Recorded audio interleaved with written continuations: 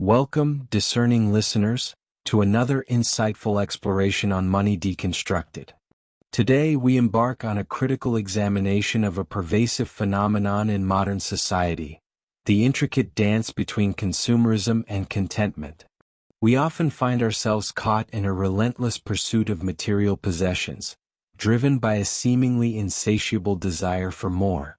But we must ask ourselves with unflinching honesty, why we acquire what we do. Is it born from genuine necessity, or are we perhaps subconsciously attempting to fill an internal void through the act of shopping? Join us as we delve into the hidden psychology of consumerism and navigate the complex path toward true contentment, a journey that extends far beyond the fleeting satisfaction of the checkout line. To truly understand the allure of endless acquisition, we must first deconstruct the very engine that propels it: consumerism. This concept extends beyond the simple act of consuming goods and services.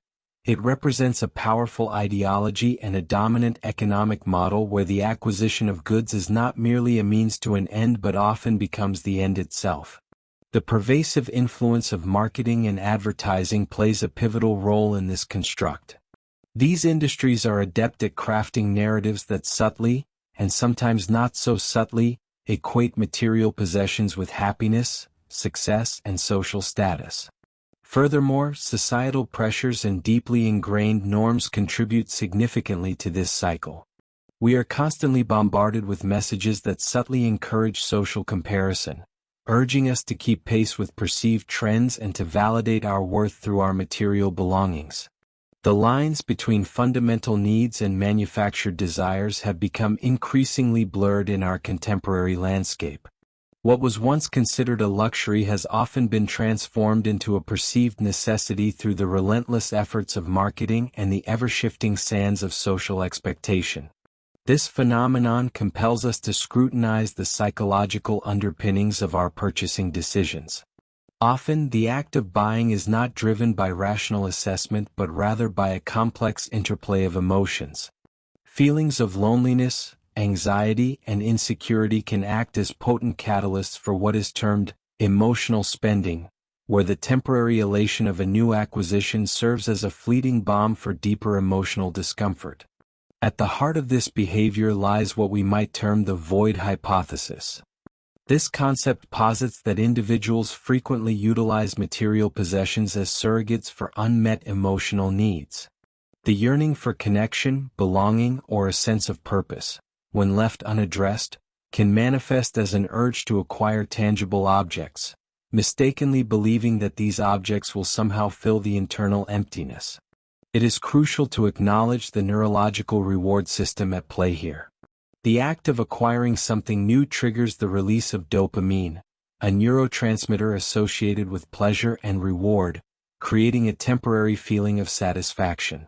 This physiological response can, unfortunately, become addictive, perpetuating a cycle of seeking fulfillment through external sources. Furthermore, in a society that often emphasizes external validation, individuals may also seek to define their identity and project a certain image through their material possessions, further complicating the distinction between genuine need and psychologically driven desire. This brings us to a critical juncture: the often misdirected need for money. The perceived financial requirements for a fulfilling life are frequently inflated by the very forces that drive consumerism. Marketing campaigns and societal narratives skillfully cultivate the notion that more money equates to more happiness and security, often leading to an exaggerated sense of financial inadequacy. This manufactured perception of scarcity, coupled with the pervasive fear of missing out on the latest trends or experiences, can drive individuals to make unnecessary purchases, often exceeding their financial means. Consequently, debt becomes a common symptom of this relentless pursuit, highlighting the discrepancy between perceived needs and actual financial realities. It is imperative to distinguish between fundamental human needs, such as meaningful connection, a sense of purpose, and genuine security, and the superficial wants that are so readily amplified by the consumerist machine. In stark contrast to the endless cycle of acquisition stands the concept of contentment. Contentment, at its core, represents an internal state of peace, satisfaction, and gratitude. It is a profound sense of well-being that is not contingent upon external circumstances or the accumulation of material wealth. Philosophical and psychological perspectives across various traditions have long emphasized the cultivation of inner peace as a pathway to genuine happiness. It is crucial to differentiate contentment from complacency. Contentment does not imply a lack of ambition or a passive acceptance of one's circumstances.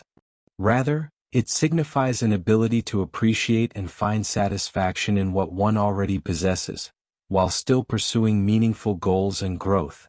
Indeed, a growing body of research suggests a compelling paradox. Increased material wealth does not necessarily translate to greater happiness. In fact, the relentless pursuit of material possessions can often lead to increased stress, anxiety, and a diminished sense of overall well-being. The dynamic between wanting and buying often manifests as a self-perpetuating cycle. The initial satisfaction derived from a new purchase is often ephemeral, giving way to new desires and a renewed sense of wanting. This continuous loop can be visually conceptualized as a treadmill, where individuals exert considerable effort in acquiring possessions, only to find themselves remaining at the same level of subjective well-being. This phenomenon, known as the hedonic treadmill, highlights our remarkable capacity to adapt to new acquisitions, rendering them commonplace and thus diminishing their initial impact on our happiness. Consequently, there arises a constant need for more, for the next purchase that promises to deliver lasting satisfaction, yet ultimately falls short. It is crucial to consider the opportunity cost associated with this relentless pursuit. The time, energy, and financial resources dedicated to acquiring and maintaining material possessions could often be directed towards experiences, relationships, personal growth, or contributing to causes that align with our values, potentially yielding far greater and more enduring forms of fulfillment. To break free from the grip of this consumerist cycle, it is essential to cultivate self-awareness and develop strategies for mindful consumption. The first step involves diligently identifying our emotional spending triggers. Recognizing the specific emotions or situations that tend to precede impulsive or unnecessary purchases is paramount. This requires a commitment to introspection and honest self-assessment. Furthermore, cultivating the power of reflection and intentionality before making a purchase can significantly disrupt the automaticity of consumer behavior. Asking ourselves critical questions about the true necessity and long-term value of an item can help us make more conscious and deliberate choices.